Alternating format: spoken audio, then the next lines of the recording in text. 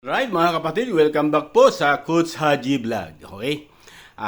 Bago ang lahat, kape tayo. Okay, salamat po sa mga inaabot ng programang ito. Kung ano mang kulturang mayroon po kayo, kung hapon o tanghali, magandang hapon po at magandang tanghali po sa inyo lahat. Dito po sa bansang Pilipinas ay alas 3:30 ng hapon. Okay po. Salamat sa mga nag-subscribe. Sa mga hindi pa po nagsusubscribe, subscribe na po kayo. Kung mabigat naman po yung subscription at mabigat sa damdamin, kahit like na lang po. O comment sa baba, masaya na po ako doon. At sobra ko na po yung na-appreciate. At nagpapasalamat na po ako sa inyo. God bless po sa lahat at magandang hapon po sa inyong lahat. Okay? Magandang gabi po sa inyo, ay magandang hapon po mga kapatid. Ang bibigyan natin ng reaction at opinion ay yung tungkol sa yung hindi pag-attend ni BP Sara sa SONA. Meron siyang sinabi regarding doon. Sumabog po yan sa buong social media. Talagang nabulabog. Totally parang kuan nga eh. Di ba? Alam ko po yung ganong kataga doon sa mga Netflix po na papanood po yun. Hindi naman po tayo nagkukuha na kung ano pa mang sabog. Ang ating sinasabi, sumambulat yung sinabi niya yun. Naging trending sa buong social media na at platform. Talagang pinag-usapan. Opo, talagang nawindang sila doon. Parang bawat sasabihin kasi ni BP Sara, parang nawiwindang sila. Okay? So, opinionan po natin at bibigyan natin ng reaction. At ganoon din po doon sa 20 million na budget sa pagkain, kumambyo po sila doon. Bigyan natin ng opinion yan. Base doon sa ating abot kaya lang natin. Kumambyo sila at talagang ang dami ng dahilan kasi naging negatibo sila doon sa 20 million na budget sa pagkain ba lang. Susunod natin. Okay, unahin natin kay BP Sara. Okay, sumambulat po sa buong social media yung sinabi niya. Ito base po sa kanyang sinabi ay talagang hindi po talaga siya atin ng SONA ng pangatlong SONA ni BBM, Ferdinand Marcos Jr. sa SONA sa July 22. Opo. Pero ano po ang sinabi niya nga po pala? Ito yung sinabi niya. Okay? Basahin natin Ito po, babasahin ko po yung kanyang sinabi. Okay? BP Sara Duterte, Vice President of the Philippines. No, sabi niya. May nagtanong kasi sa kanya, aatin ba kayo sa SONA ng ating Pangulong BBM sa July 22? Ang sagot niya, no, I will not attend the SONA. Okay? I am appointing myself as the designated survivor. Yun po yung sa mga naisagot niya. Ulitin ko po no, I will not attend the SONA. I am appointing myself as the designated survivor. Yun po kasi yung base doon sa mga naglabasan at kumontra dyan at nagkaroon ng negatibong reaction regarding dyan sa sinabi niya na parang may kasamang pagbabanon kasi sa Netflix sumabog talaga yung sumabog yung buong di ba nagde-deliver speech yung President ng Amerika doon sa Netflix na yon. Sumabog po talaga yon. Ang natira lang doon yung talagang designated survivor. Parang doon nila dinala ng mga bataan nito ni BBM na mga bayaran, mga insimada vlogger, mga insimada vlogger, yung mga bayarang vlogger, mga tanso, yan. Doon nila dinala yon na treat daw sa Pangulo kaya nagkaroon ng di ba? Pero base doon sa ating nakita, parang may kasama tong Ito political will po ng ating Vice President ito. Dahil unang-una, bakit niya nasabi yan? Kasi nga, ikinukunik lang talaga. Kaya nagkaroon sila ng tinatawag na emergency meeting regarding dyan. Baka daw kung anong mangyari sa SONA ng ating BBM sa July 22. Ikinukunik nila yan, pero hindi nila binibigyan lang sila ng magandang pagkakataon na para lang makita nila yung BP Sara Duterte na ito po yun. Pero tungkol doon sa sinasabi nilang threat sa darating na SONA, hindi po yan. Hindi mangyayari po yan. Pero ano ba ang nakikita natin doon? Nakikita ko po dyan, isang bahagi ito na nagpapakita siya ng kanyang tinatawag na ayoko nang wag nyo na akong gamitin sa ganitong mga pagkakataon. Kaya hindi nga po siya atin Di ba?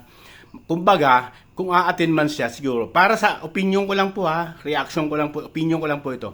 Kung aatin siya, para bang magpapalakpak ba? Magpapakakuan ba? Parang tawag dito, anong tawag dito? May tawag dun parang nagpapakakuan ka, nagpapaka-plastic ka, di ba? Di ba? Ganun lang naman yan, kaya hindi na siya aatin. Bakit? Ang minsaheng ibinigay niya yon ay malinaw, na wag nyo na akong gamitin sa mga ganitong klaseng mga palatuntunan nyo o mga para magkaroon kayo ng pa-cute-cute ka pa, di ba? Parang ganon. Di ba madalas ganon nakita natin sa video si BBM. Pag nakikita niya si Bibi Sara, nagpapa-cute Huwag ka na magpa-cute. Kung baga iyon ang ibig niya sabihin, hindi mo na ako magagamit sa mga ganong mga pagkakataon. Yun ang base lang po sa akin na nakikita doon sa kanyang sinabi na yon. Dahil matagal na po niyang ginagamit siya, di ba? Pero tinutumbasan ba ng kasalukuyang administrasyon na to? Lalong higit diyan kay Lisa, di ba? Budget nga po di ba? Pero dahil sa ganyan desisyon niya na hindi siya umaten, maraming spekulasyon na parang nagbabanta ba? Hindi. Parang ako sa akin na hindi. Parang hindi naman kasi yung isang bagay na napanood lang sa isang Netflix, parang kumbaga magalaw na kaisipan. Di ba? May kanya Kaya nga may mga director yan Magalaw na kaisipan, pero iyo'y bahagi lang sa mga palabas na talagang hindi naman nagiging makatotohanan, di ba? Kasi nga isang bagay lang na palabas yan, di ba? Pero doon nila dinala yan. Doon dinala yan ang mga tanso vlogger na yan at saka yung mga bayaran na yan na para bang mayroong gagawin si BP Sara regarding doon, di ba? Kasi, di ba, sinasabi niya nga, di ba, yung tinatawag na designated survivor. Doon nila dinala yan. Pero sa aking pananaw at opinion, ang lumalabas dito, ipinakikita niya na ngayon sa sambayan ng Pilipino na ito si Inday Sara na talagang hindi na, kasi nangyayari, di ba, sa Davao, di ba? Almost minuto lang, 2 oras lang, nagpapalit ng mga, di ba, pulis, mga official ng pulis. Parang, di ba? Ano ba yan? Di ba? Isa ay, number 2, ang Davao sa pinakamapayapang lungsod. Sa Asia, base, kung hindi po ako nagkakamali, isa ay pangalawa sa may pinakamapayapang lungsod sa Asia. Tapos gaganyan ninyo na magulo daw ang Davao, di ba? Tapos, ang totoo, sino yung number 1 dyan? Ang Maynila. Na talagang magulo siya. Nakalagay naman po yan. Nakikita naman po yan, di ba? Pero bakit? Ginagawa nila kasi nga unang-una, Duterte na yan yung mga Duterte, di ba? Kaya ginagawa nila yan. Kahit na alam nilang mapayapa, inilalagay sa isip ng mga tao na magulo ang Davao, di ba? Kaya ganun yan. Kaya siguro ito si Vice President, nakuha na siya na-trigger na siya Baka, hindi ko sa sinasabi na nakapanik ko sa kanya, para bang yung opinion ko, talaga ito na yung panahon para wag nyo na akong gamitin sa ganitong mga pagkakataon. Tama na. Ito na ako. Ipinakikita niya sa sambayan ng Pilipino. Kaya nga mayroon sana matuloy nga po yun, yung tinatawag na Sona of the People, di ba? Yung mga Sona, yung parang ewan ko lang kung totoo yun, na magkakaroon ng sariling SONA itong si Vice President. Itong 20 ata, hindi ko lang alam kung kumpirmado yan. Pero, na-confirm natin na hindi siya aaten ng SONA, ng pangatlong SONA ni BBM. Dahil sa unang-una, yun na nga po. Ayaw niya na ng ganitong sitwasyon. Tama na yun. Tama na yung mga bagay na ibinigay na hindi maganda para sa kanya. Sa kabila ng magandang ginawa niya sa DepEd. Kaya nga ng number 1 yan DepEd, di ba? Nag-number 1 sa buong sangay ng gobyerno. Pero, pinahalagan ba nila? Tinumbas ang balin nila? Ito yung mga masasabi natin na talagang bagamat nakikipagharap pero yung likod nito, di ba? Di ba? Para bang okay makikiharap sa'yo, pero pagdating sa pang-ilaliman, di ba? Ganun yun. Kaya siguro, yung mga bagay nito, hindi niya ayaw na, sawa na siya doon sa mga ganong sitwasyon. Kaya nasabi niya yon na talagang siya na yung designated survivor, di ba? Para lang maiba kung ano man ang sabihin ni BBM regarding sa kanyang SONA, hindi na siya madadamay. Yun ang ibig sabihin nun, ayaw niya nang madamay. sa situation na ginagawa ng administrasyon na to na puro kapalpakan, di ba? Puro mga wala sa hulog, wala sa ayuda dito, pagwawaldas dito, concert dito, di ba? Pa-passion show dyan. Tapos may mga tinatawag ng mga fireworks pa, di ba? Pagwawaldas si lahat. O di ba? Ito, yung susunod natin topic 20 million sa pagkain pa lang. Ayaw niya nang madamay doon regarding doon. Sa pagwawaldas na hindi niyo naman pera yan. Kaya siguro yun nasabi niya na yun. Pero tungkol doon sa tinatawag na marahas, hindi mangyayari po yun. Kaya nga lang nasabi niya, para lang, yung mga bagay na ginagawa ng administrasyon na to, ng BBM, ay wag na siyang madamay. Wag na siyang madikit yung mga issue na negatibo na pumupukol sa BBM administration na to, kay Tambaloslos, kay Lisa, ayaw niya na. Kaya niya nasabi, designated survivor na siya doon. Ayaw niya nang kumbaga, ayaw niya nang matalsikan ng mga bagay na issue na negatibo. Iyon ang isa sa mga, yun lang po ang sariling opinion ko lang po yun. Kasi nga, kita na ng sambayan ng Pilipino yung mga ginagawa na hindi nararapat sa sambayan ng Pilipino, panay pagwawaldas. Walang ginawa kundi magwaldas ng pera ng bayan na hindi nyo naman pera. Sana matauhan po kayo. Sana naman makita nyo yung paghihirap ng sambayan ng Pilipino. Kayo waldas ng waldas, sarap ng buhay nyo. Pero sa dami na naghihirap ng sambayan ng Pilipino, dala ng pagmahal ng mga bilihin. Pero kayo, nananamasa kayo nagsasaya ng walang humpay na kasayahan. Pero yung pinaglilingkuran nyo, nagdaraho. Kaya yun lang po siguro ang nakikita ko. Okay po, nabigyan natin ng opinion at reaction regarding doon. At sana naman, mapansin din ng iba yan. Okay, sunod natin yung isang opinion natin at re-reactionan yung tungkol sa 20 million na budget sa pagkain.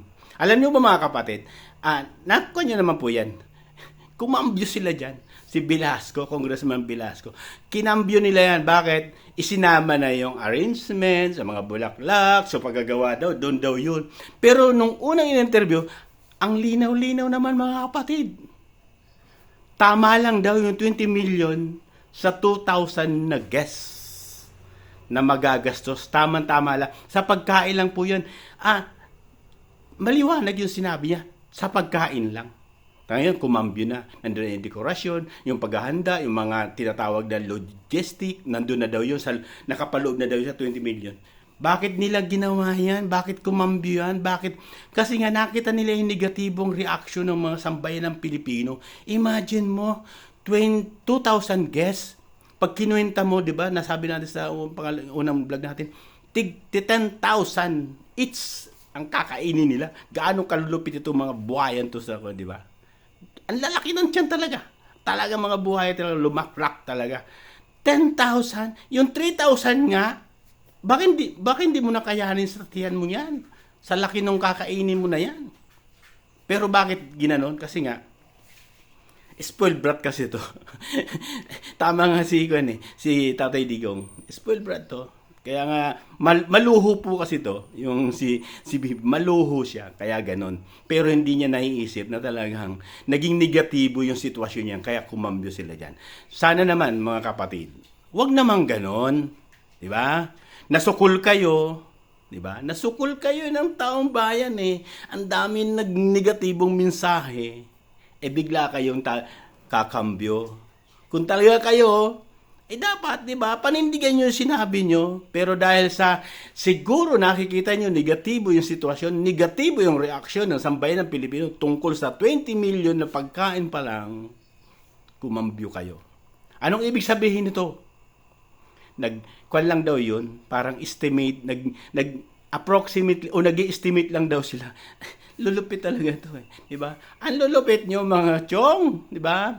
Dahil sukol na kayo, dahil doon sa mga bagay na ginagawa nyo sa pagwawaldas ng kaban ng bayan, yun, kumakambyo kayo.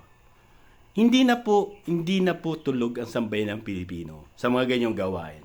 Kilala at kilala na kayo, di ba? Kaya sana naman, di ba? Magising naman po kayo.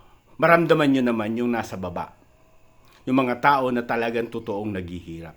Kayo nagdanamasa sa kaban ng bayan, di ba? Baka nga, di ba? Tingnan mo Ito, opinion ko lang po ito. Ang sarap ng kain nila sa loob. Yung mga nandito sa labas, kahit tubig, hindi nila maabutan yan. Opinyon ko lang po yan. Oh. Pero sila nagpapakabusog. Pero tanungin mo, kaninong pera yun? Di ba sa sambayan ng Pilipino? O sige, sabihin natin 20 million, isama nyo yun sa labas, siguro. Para naman maging bahagi naman yung nasa labas. Hindi yung kayo lang ang nagpapabundat diyan sa loob, di ba? Anong klase naman? Di ba? Anong klase naman pakiramdam mayroong kayo? Ganun na ba talaga katindi? Yung mga ginagawa nyo dito sa administrasyon na to? Ito sa pamumuno nyo, di ba? Walang ginawa kung sariling pang-interest lang. Walang ginawa kung sariling kabusugan lang. Sariling pakinabangan lang sa sarili nyo, di ba? Hindi nyo nakita eh. Hindi nyo nakita yung nasa likod nyo. Hindi nyo ba nakikita yung nararamdaman ng iba? Hindi nyo ba nakikita yung nandiyan sa part ng mga tinatawag na nasa urban poor o nasa mga liblib na lugar? Tumingin lang po kayo, nasa Malacanang di ba po kayo? Tumawid lang po kayo sa ilog, makikita nyo na dyan yung mga baro, yung mga tinatawag natin ating mga kapatid na talaga lubang naghihirap. Pero nararamdaman nyo ba yan? Hindi nyo nararamdaman yan. Bakit? Laki kayo sa yaman eh. Pinalaki kayo sa hindi ganong sitwasyon. Pero dapat, bilang nanunungkulan, dapat makita nyo, hindi nyo pera po yun. Hindi nyo pera yung ginagamit nyo dyan. Di ba? Kung ganyan kayo makaasta, di ba? Kaya kayo kumambyo dahil negatibo sa sambayan ng Pilipino ang mga naging tugon nila. Talagang masahol pa kayo sa buhaya. Talagang malalaki ang tiyan nyo. Mag-isip naman po kayo, mga kapatid. Mag-isip naman po sa mga nanunungkulan. Oo, nandyan yung pondo. Kaya nga ito sinasabi natin, di ba? Talagang kaya nilang gastusin ang kaba ng bayan. Bakit? Di ba? Yung tinatawag na certification lang. Wala nang auditing yan. Hindi mo na kailangan ipasa yung audit mo sa COA. Gumawa ka lang ng certification, ganito yung mga ginawa ko, permahan mo lang. Wala na. Diba? Iyon yung sinasabi natin, yung resolution number 10, na sana baguhin. True. Diba? Diba? Certification lang. Wala na. Tapos na.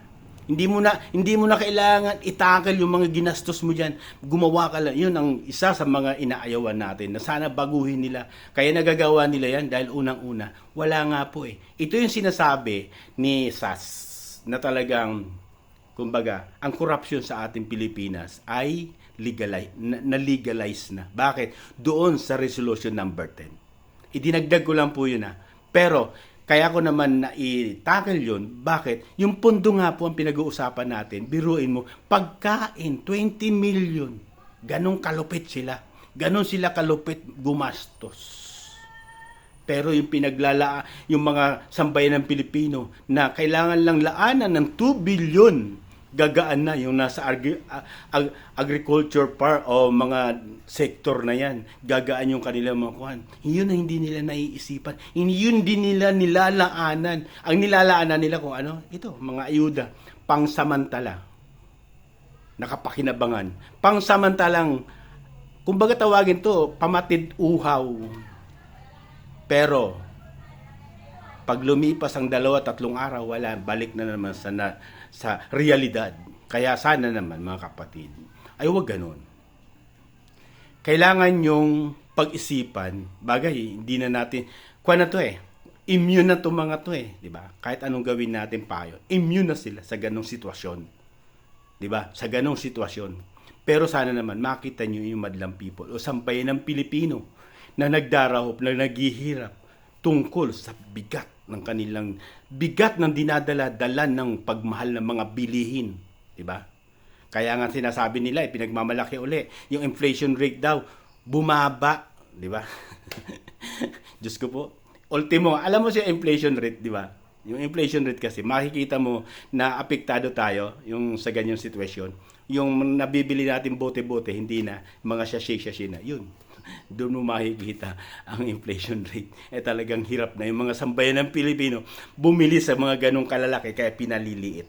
Okay? Mga kapatid, naidugtong lang natin. Salamat at God bless. Sana nabigyan natin ng reaction at opinion.